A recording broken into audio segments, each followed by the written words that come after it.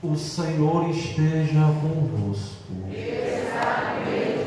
Proclamação do Evangelho de Jesus Cristo segundo Marcos. Glória a vós, Senhor.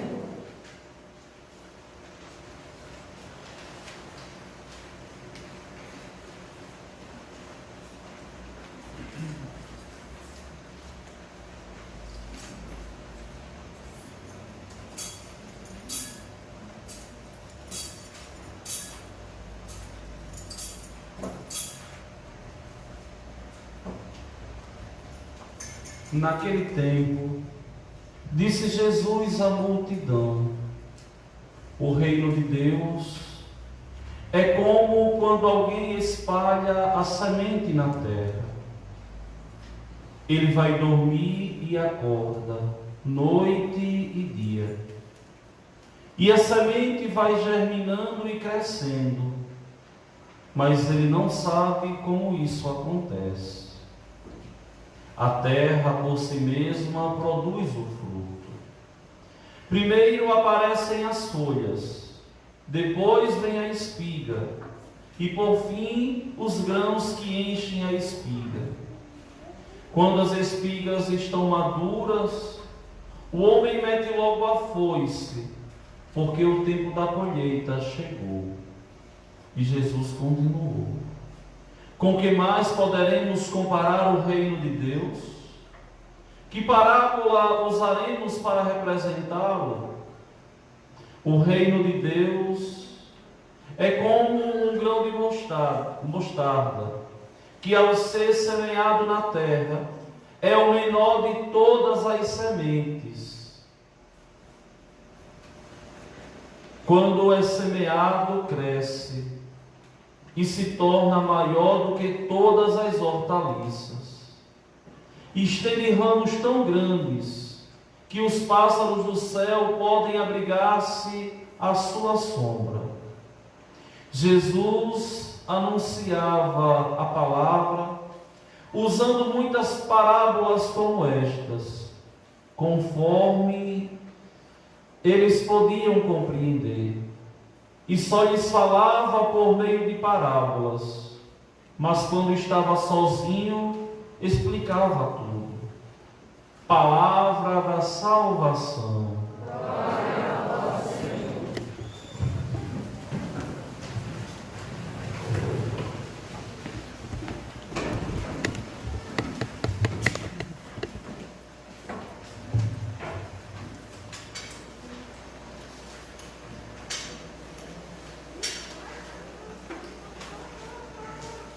Meus queridos irmãos, minhas irmãs,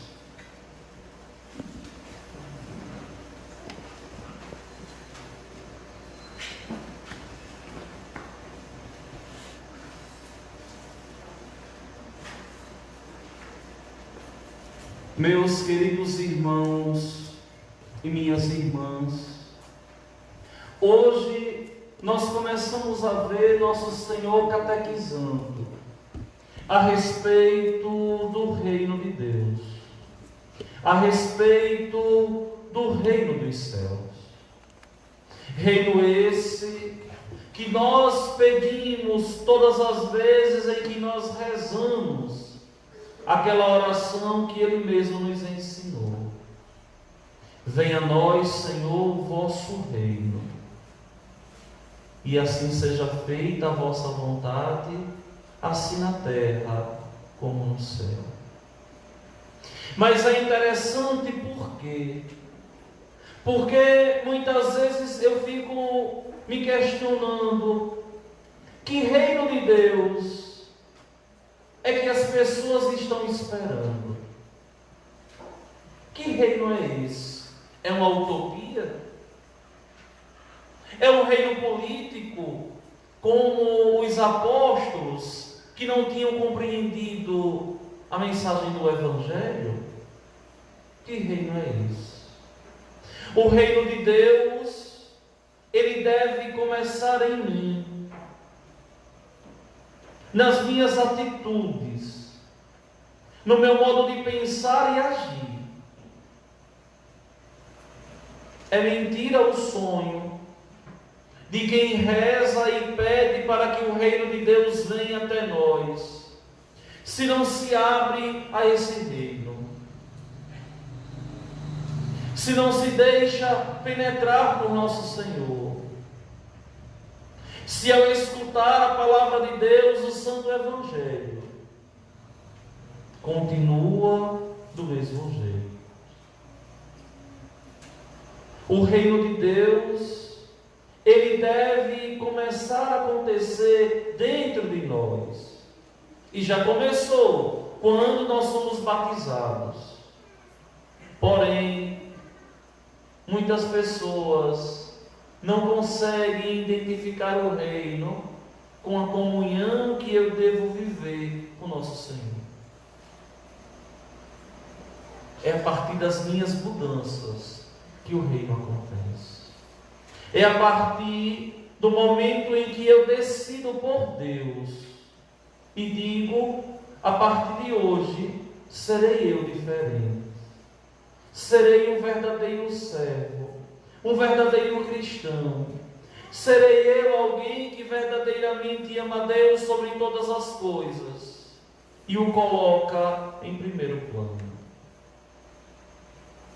Vejam que a primeira leitura de hoje, para quem não tem traquejo e não conhece as Sagradas Escrituras, pode parecer uma leitura desconexa, estranha. Se fala de árvore, árvore grande e árvore pequena. O que é que o Senhor quer dizer com essa profecia de Ezequiel aqui? Eu vou lembrar o texto para poder explicá-lo a vocês. Eu mesmo tirarei um galho da copa do cedro, do mais alto de seus ramos arrancarei um broto, e o plantarei sobre um monte alto e elevado. Vou plantá-lo sobre o alto monte de Israel. Ele produzirá folhagens, dará frutos, e se tornará um cedro majestoso. E todas as árvores do campo saberão que eu sou o Senhor, que abaixo a árvore alta e elevo a árvore baixa. Faço secar a árvore verde e brotar a árvore seca. Eu, o Senhor, digo e faço. Aqui o autor sagrado, Ezequiel, ele está olhando para o Líbano, um dos países hoje do Oriente Médio. E lá o Líbano é uma terra que produz essa madeira, essa árvore chamada cedro, que é uma madeira de altíssima resistência, uma árvore nobre, reta, altíssima. Se vocês têm a curiosidade de olhar, é isso mesmo, a bandeira do Líbano, vocês vão ver lá, essa árvore aqui, se não me engano, vermelha ou rosa, mas eu acho que é vermelha, desenhada no meio da bandeira do Líbano. Esse cedro do Líbano muito famoso. E o que é que o Senhor quer aqui nos dizer quando se fala dessa árvore? O Senhor está dizendo que é Ele quem verdadeiramente faz o cedro crescer, e que o homem só cresce em Deus, e que diante de Deus o homem tem que se humilhar, se rebaixar.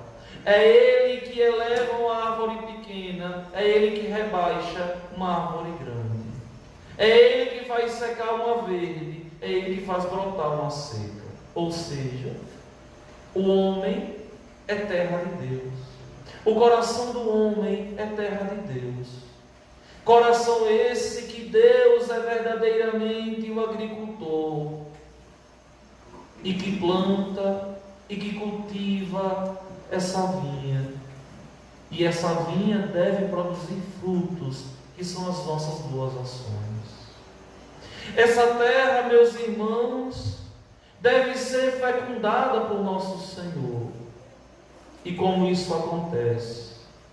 Quando eu deixo de ser arrogante, Deixo de querer conduzir a minha vida segundo os meus critérios. E começo a deixar a Deus me conduzir segundo os seus critérios.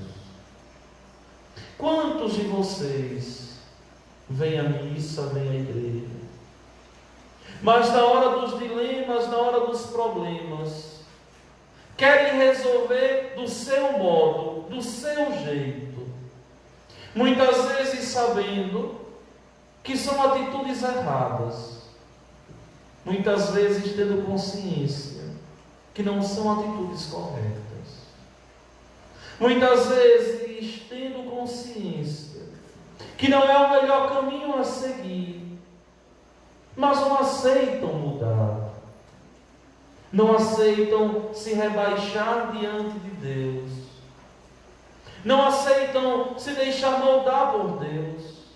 É uma relação vazia, leviana, é uma relação totalmente artificial, como se Deus fosse simplesmente uma ideia.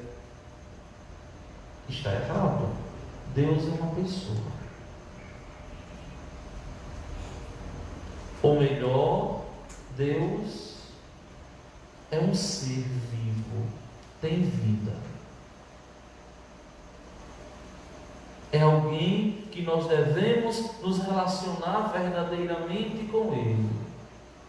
Nos momentos de angústias, nos momentos de ressentimento, mas também nos momentos de uma grande alegria e nos momentos de serenidade também. Olhem que muitas vezes se confundiu o reino de Deus com a igreja. E foi feita confusão mesmo. A igreja é o início desse reino, mas não é o reino. A igreja é o início. Tudo começa pela igreja, que nos dá o batismo. Tudo começa pela igreja.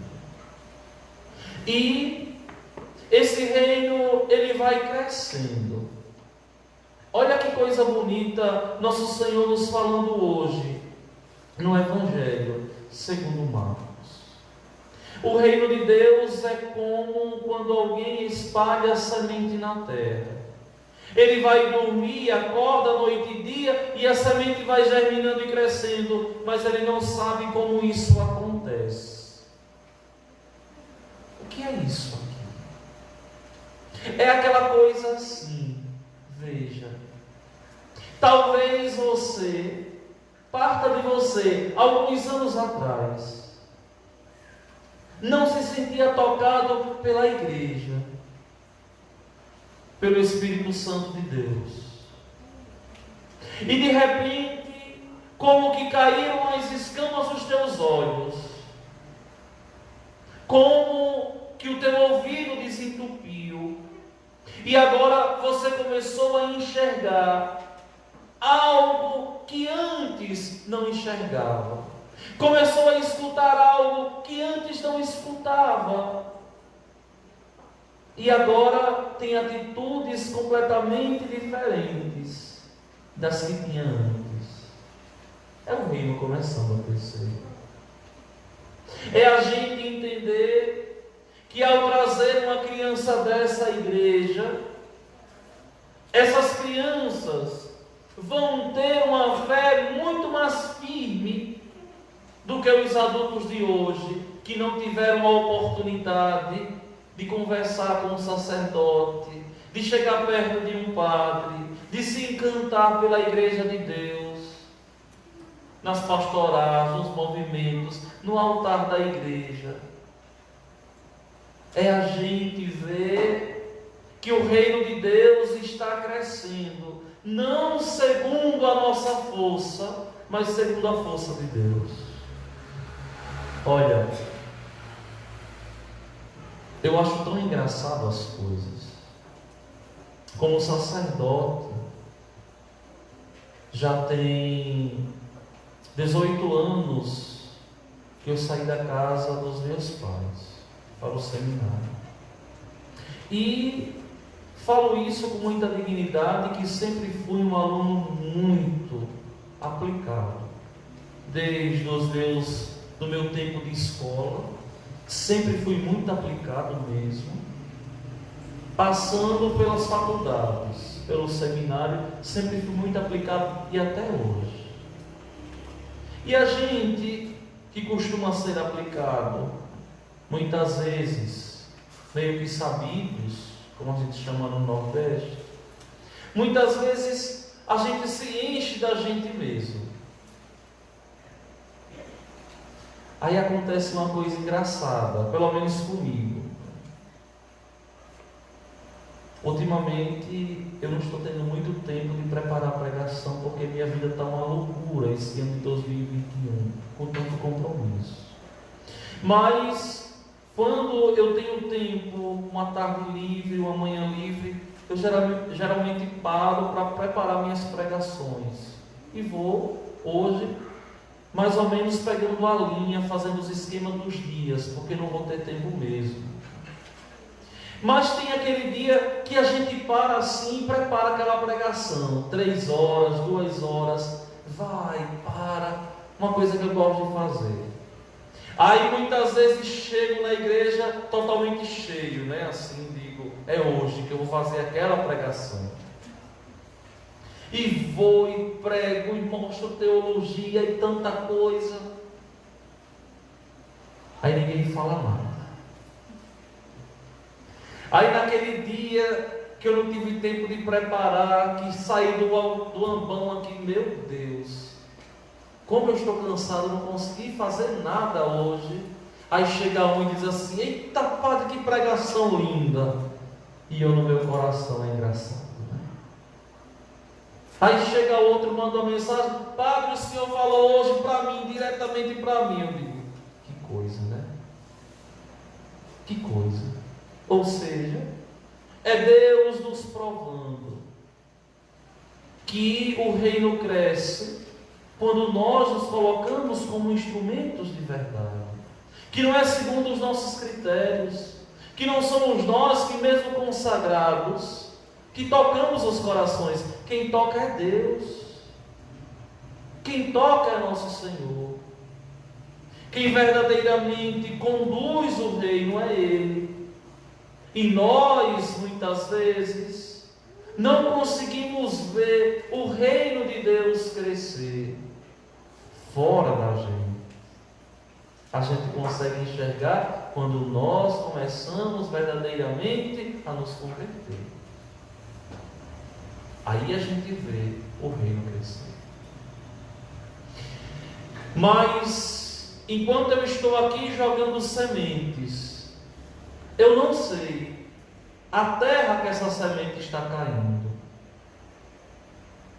Mas vocês, ao pegarem uma palavra, levam para casa, vão esmiuçando aquela palavra e vão mudando as atitudes, o jeito de pensar, o jeito de agir, e o reino de Deus ali está acontecendo. Vejam quantos de vocês não tinham costume de missa dominical. Quantos de vocês, dentro da própria comunidade, muitas vezes ficavam criando pendengas uns com os outros? Quantos parentes vocês conhecem que não pisavam na igreja? Ou quem sabe o marido, ou quem sabe a esposa, ou você mesmo? Ou quantas famílias viviam bagunçadas por falta da palavra de Deus dentro de casa? Tanta confusão, tanta dificuldade. Ou aquela pessoa que foi resgatada pela graça de Deus, a partir de uma bendita homilia que só a pessoa sabe. Ou aquela palavra que transformou a minha vida. E a gente começa a perceber o reino de Deus a crescer. não segundo a nossa celeridade, mas no tempo de Deus. E é isso que nós temos que entender. Que a nós compete rezar, cumprir verdadeiramente os compromissos e deixar Deus agir. Até você, no seu coração. O que foi que eu disse a vocês alguns meses atrás, aqui no Ambana? Que a oração mais preciosa aos olhos de Deus não é aquela que você reza quando tem vontade, mas é aquela que você reza, que você faz contra a sua vontade.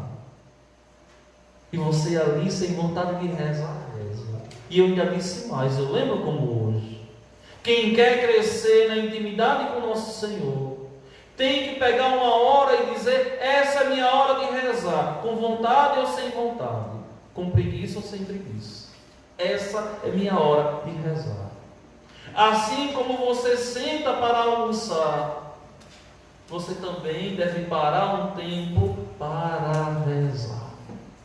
E é esse tempo propício que o Senhor, o bom Deus, vai cultivando essa terra para que o reino vá acontecendo.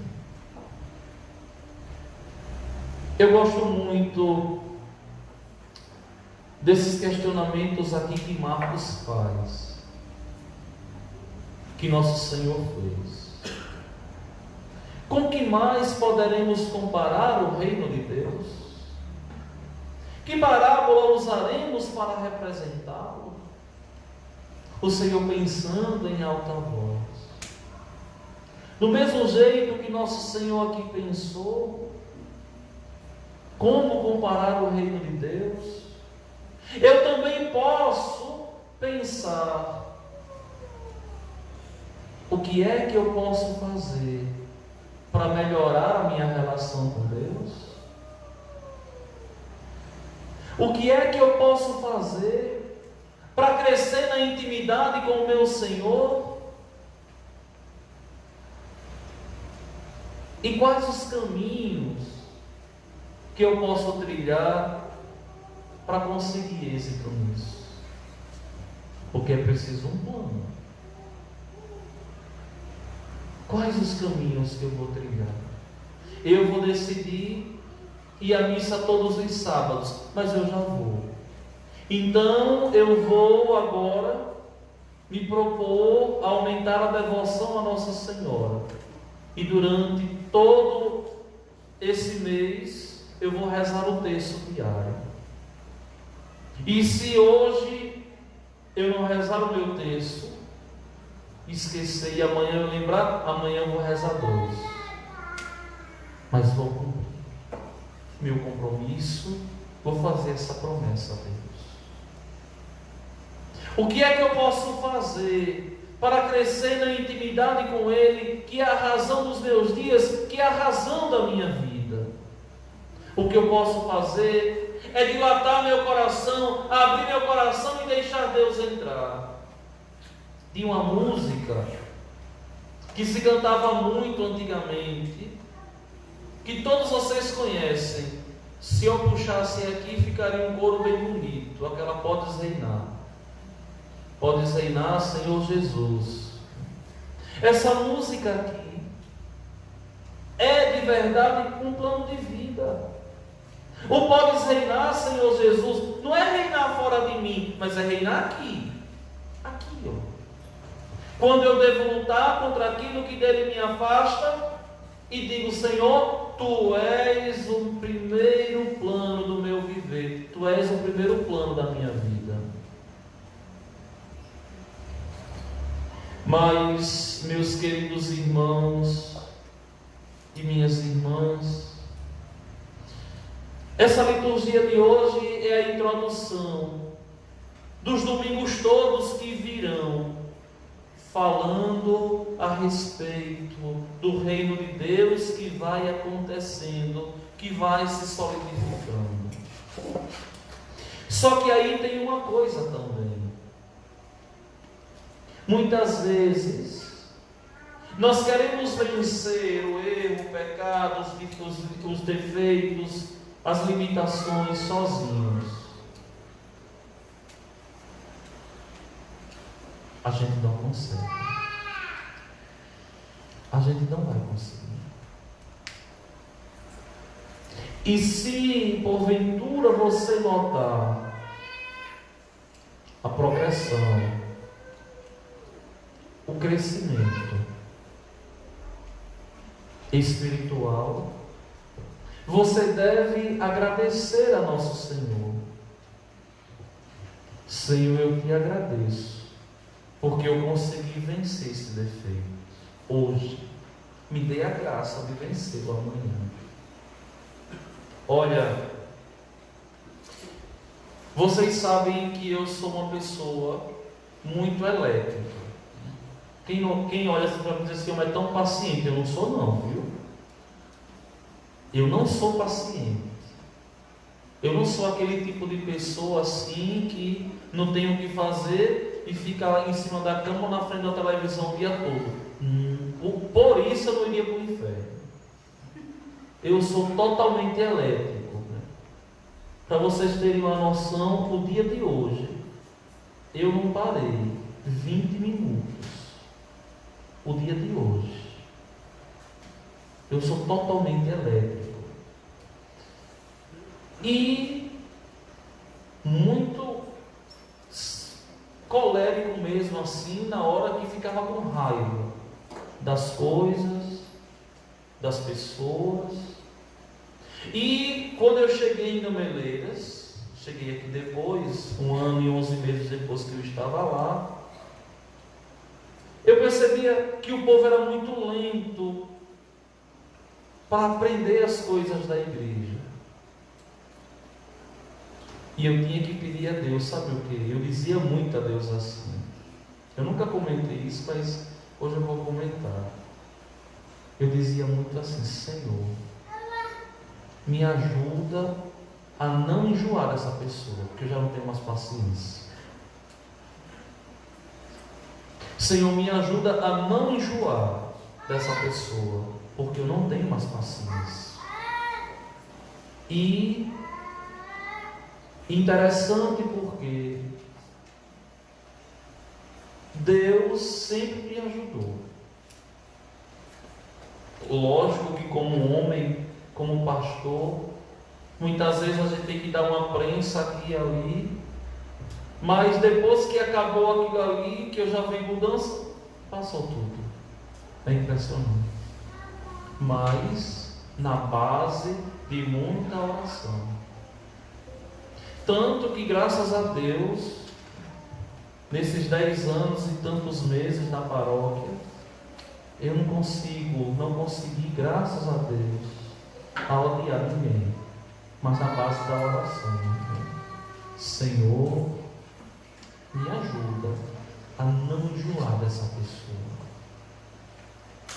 E assim, quando a gente vencer, a gente deve pedir a Deus.